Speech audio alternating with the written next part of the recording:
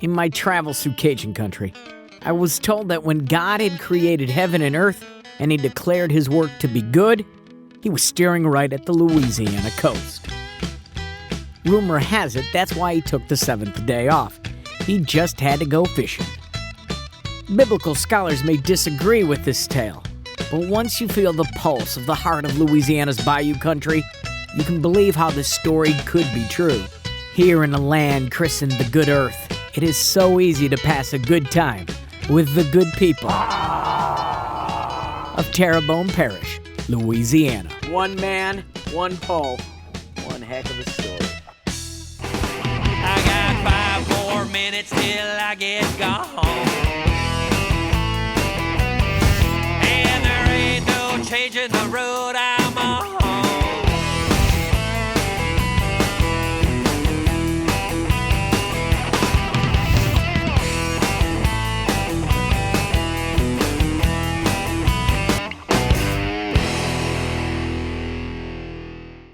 Upon their arrival to this rich and mysterious land, French settlers baptized it Terrebonne, meaning Good Earth.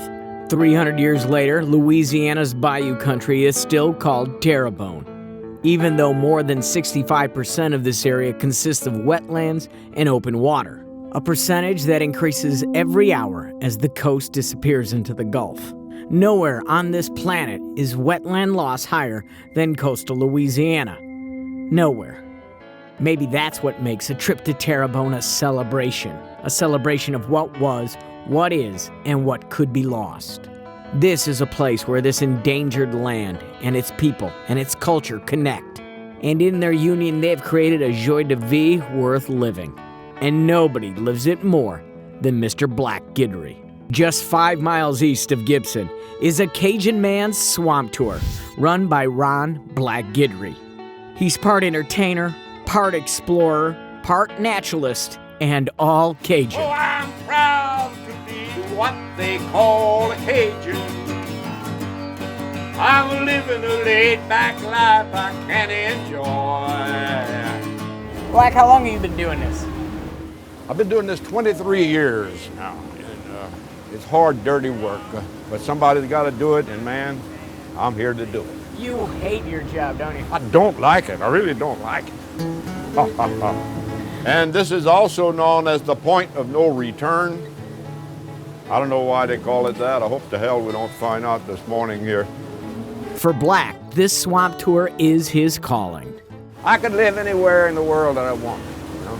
And I've been a Green Beret, I've been a state trooper. Out of all the things I've done, this hits the spot. This is the thing I was meant to do, right here. I get people from all over the world, and I really enjoy entertaining the people and having a good time with them and putting a smile on their face if I can. That's what it's all about. Those smiles are accompanied by jaw-dropping awe, as Black calls his co-stars. Watch your hands. He can climb the side of the boat. They feed on vibration and smell mainly. In fact, that's about all, vibration and smell. He weighs about 1,000 pounds, and if he grab you, I'll wave goodbye. Bada-ba, big boy. The big male alligator will make that call. I mimic that, and makes them come to see what the hell's going on, you know. And when they get to my boat, they find out I got chicken on board. They, hey man, bonus, chicken. They come because I train them to do that. And I can't tell you how I train them because I'd have to leave you back here, okay? If I tell you, it's a trade secret. Thank you. You say thank you. Can you teach me how to do the voice thing? It comes down from way here.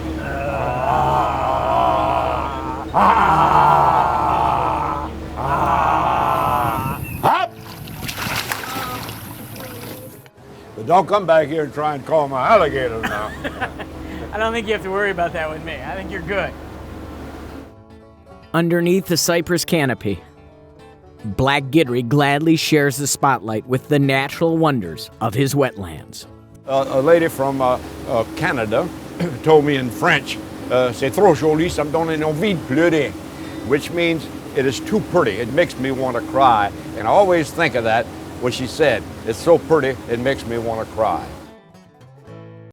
The history of Louisiana's bayou country is as intriguing as the landscape that it was played out on. The first step into the past should be exploring the not-so-little pink house of Southdown Plantation. Southdown Plantation was established as a sugar plantation in 1837, and when they finished operation in 1977, the house was donated to the newly formed Historical Society to preserve the house. With land grants dating back to the late 16th century, the story of Southdown includes the Bowie family of Alamo fame and the Miner family who built this iconic mansion and saved the sugarcane industry itself. These are not the only stories that Southdown preserves. History itself can be found in this old southern plantation. It's not just a plantation house, it's actually the Terrebonne Museum. We feature things from all walks of life, from people that established life here. Its 12 rooms are filled with stories that celebrate Terrebonne's past, a past that includes a celebrated U.S. Senator. Senator Alan Ellender was in the United States Senate for over 37 years, and we have a complete recreation of his United States Senate office upstairs. This is where the senator sat for 37 years. Well, Right here. right there, doing all of his business in Washington. Everything on this desk are original from the family, things that he had in his office. Do you feel him? I feel the power. He was probably one of the few people that'll go down in history as being said. He was from Louisiana, and he was just up and up. Whenever he was home, he wouldn't let anybody call him Senator. He was just Alan or Mr. Ellender. And here you can see a token of appreciation. A shrunken head. I don't know what the heebie-jeebies are, but I think I have them Right, now. I This is believe kind of so. creepy. That's slightly creepy. The cases, you could spend 3 hours in this room alone looking at things. Louisiana politics is always going to be interesting. Under Southdown's turreted roof, there is a glimpse into this good Earth's unique heritage. There's such a diversity in Terrebonne Parish that we are able to address here at the museum, from Mardi Gras festivals to, again, the politics and the basic life as it was. The good life of Terrebonne is dependent on its bayous, and a stroll along downtown Houma's Bayou Walk will remind you that this culture is still tied to this water. A walk over to the Bayou Terrebonne Waterlife Museum and the long and colorful connection between water and life is on full interactive display. If you walk through the museum, it's a self-guided tour, and you'll be able to see some of the history and the culture and the sporting enjoyment that we like in South Louisiana, as well as our economy. Located in an old oyster packing plant, the museum's exhibits and murals paint the picture of this area's heritage and how, with a vanishing coast, those traditions may fade. I would hope that we would learn to appreciate what God has given us and take advantage of the good earth of what we are.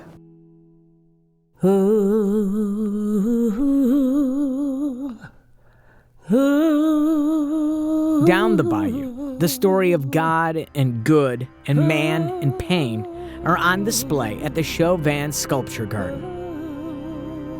More than 100 concrete sculptures stand waterside, a fusion of biblical references, Cajun colors, and of an artist's struggle for heart and heaven, for soul and salvation.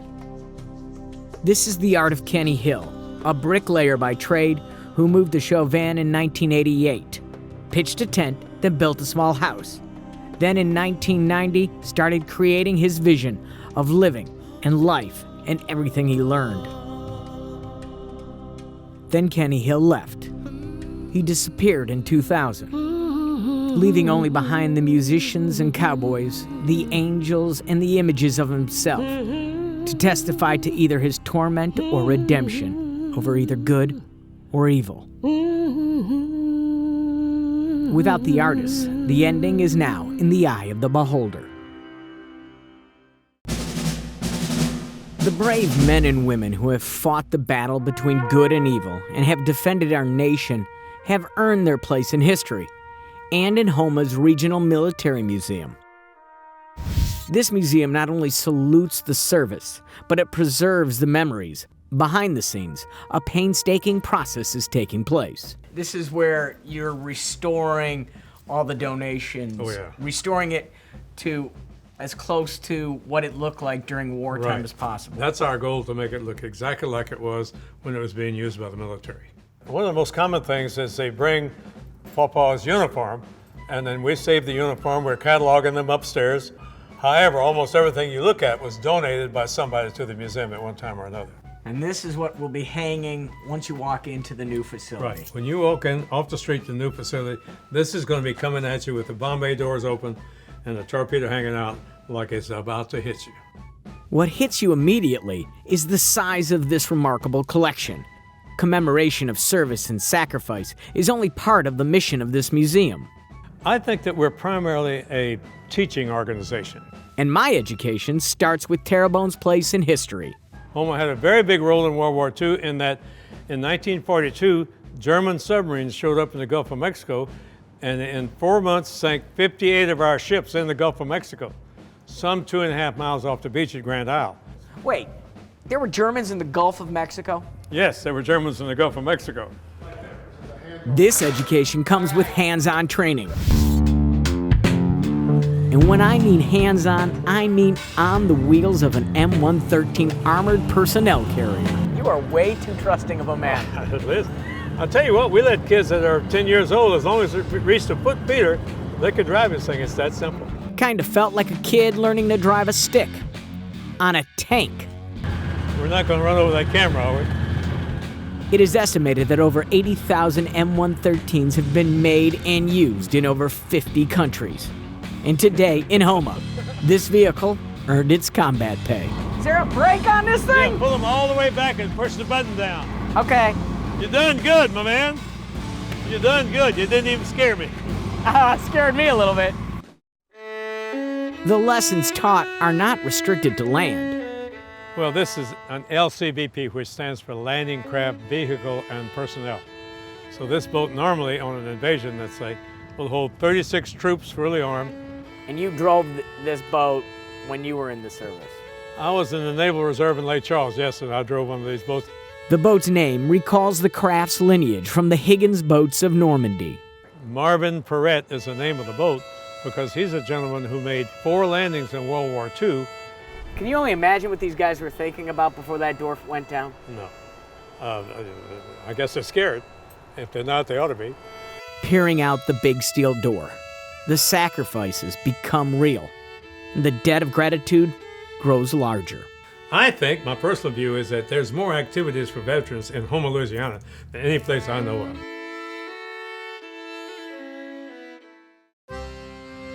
Louisiana's history is not relegated to the past, for the past still permeates the present. And the present is defined by family traditions handed down from generation to generations. Traditions that were shaped by this good earth of Terrebonne Parish. In Houma, once you walk into the Jolly Inn, you realize that the past is not only present, it is celebrated. More than a charming dance hall and restaurant, the Jolly Inn is a family affair. The atmosphere, down to the old wooden floors, is right out of Mr. Whirlin Prospery's past. He was literally born on the bayou, on a houseboat on Bayou Terrebonne. For his grandson, the Jolly Inn has almost been an extension of family. I remember coming here whenever my grandfather was building it. Him and 2 other guys did everything you see here by hand and recreated his childhood memories. As a kid, he would go to a place called the Jolly Inn. And that was the real reason for establishing this thing, to renew our culture and show exactly what it was all about and how much fun we could have. People would come from all around the local areas to sing and dance and listen to music, bring out the family. They'd call them fêtes then, that's French for get-togethers. Food was the reason to get together. Put a little filet in your gumbo, have some fried catfish, white beans, and other Cajun dishes that are really exclusive to this area. Music kept the get-togethers going. The house band at the Jolly Inn is Couche Couche, named after a traditional Cajun breakfast item. And on the nights they play, the dance hall is as Louisiana as it gets. This is where locals come to Cajun two-step. But Cajun dancing is all about hospitality, so visitors are welcome to join in the dance, regardless if their feet are unaccustomed to the Cajun customs. On any given night here, if you're a visitor and if you're from out of state, out of town, out of the country, or out of sight, it doesn't matter. You show up here, we have something for you. We just invite everybody to come here and enjoy themselves, and I guarantee you will.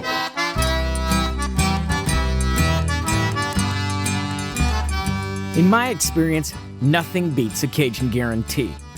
And here at the Jolly Inn, there is always someone ready to show you a step or two. But once you're on the dance floor, it's more than dancing. It's stepping into the past and becoming part of a family tradition.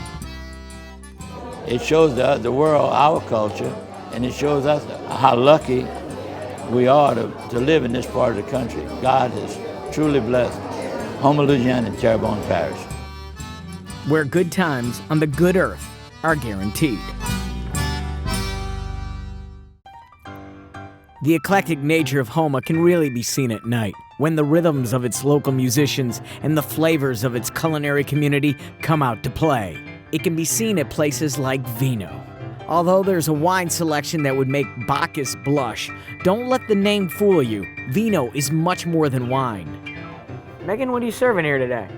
We have the alien brain hemorrhage, which is made with the peach schnapps, the Bailey's Irish cream, blue Carac, and the grenadine.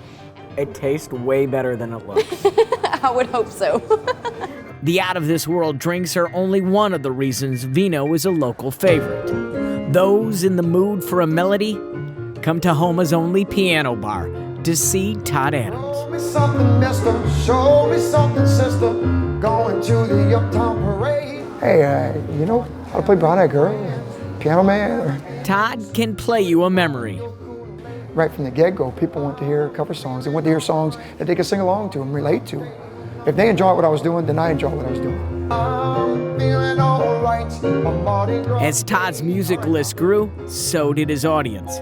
So much so that friends opened this bar to showcase his talents. My song list is developed from what people really want to hear. And being so up close and personal, you know, I get that interaction. At the same time, because the club is so big, there's room to dance, so I can get people dancing. At the heart of this family business is the traditional Cajun fais-do-do, where everyone comes together to enjoy the music and friends and family. It's like a family here, and it's like that with everybody. Definitely won't find this anywhere else. It may be set to a different beat with a totally new vibe, but it's still Cajun hospitality. And it's got us feeling all right.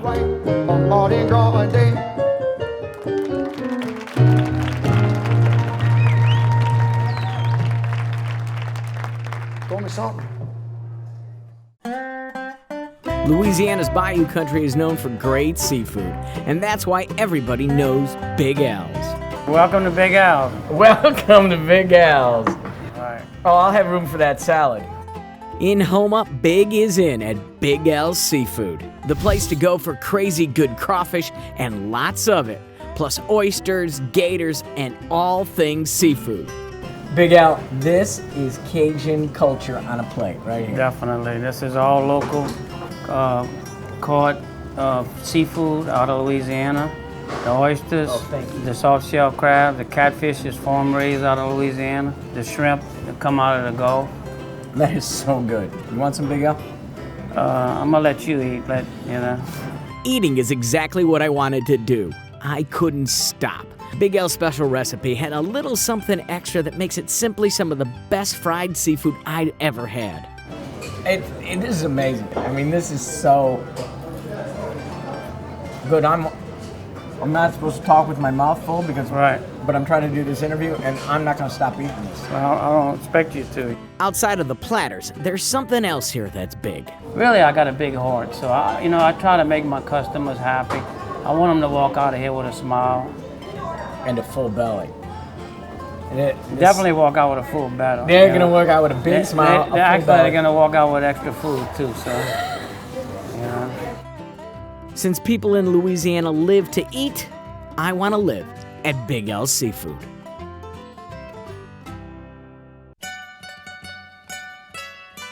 Terrebonne may have gotten its name from the good earth, but it's the good water of the Gulf and the river Delta that has given this area its bounty of seafood. And that bounty has made Coco Marina in Cajun a world-class fishing destination. A place where fish stories are true. But calling it just a marina sells Coco Marina a little bit short. We're one of the few full-service marinas on the coast here. We got the restaurant, the hotel, charter fishing, boat launch, everything you pretty much need to enjoy some fishing. Once at Coco Marina, there's no reason to leave. There's something for the kids and for the adults. The Lighthouse restaurant has just about everything on its menu, including some unexpected gourmet Louisiana dishes and big steaks for those that have seen enough fish for a day. Either way, just leave room for the bread pudding with amaretto sauce. But the reason this family oasis exists is because of the fishing. Throw a line in near Cajun and you will encounter some resistance moving in the opposite direction. Our charter captain, Lee Schwest, has seen it himself. Well, we get a lot of bad fishermen come to Cajun and they leave here feeling pretty good about themselves. As this show has pointed out, he may never have seen someone as bad as me. That's a good cast if you'd have had bait on it. The bait's over here. Today we're going 30 miles offshore looking for red snapper. And as soon as the bait disappears from sight, the fight begins. As my fishing pole screams, going, "You gotta be kidding me." Holy moly. Here, oh wait, we got something coming up. Holy Ernest Hemingway. We did it. There is a line from the old man in the sea. Every day is a new day. It's better to be lucky, but I would rather be exact. Then when lucky comes, you are ready. That's why you go out with a charter captain like Lee Schwest. He knows exactly where the fish are. It's a family tradition. Nice little red snapper. I'm a third generation fisherman. My grandpa's retired now. My dad still fishes, my brother, several of my uncles, and it's just a way of life for us. This is how I grew up, grew up on the water fishing. Love it. It's that experience and passion that keeps Captain Lee on these waters. Cajun, man, is we can accommodate anything, from inshore fishing all the way to offshore snapper fishing, cobia fishing, that stuff.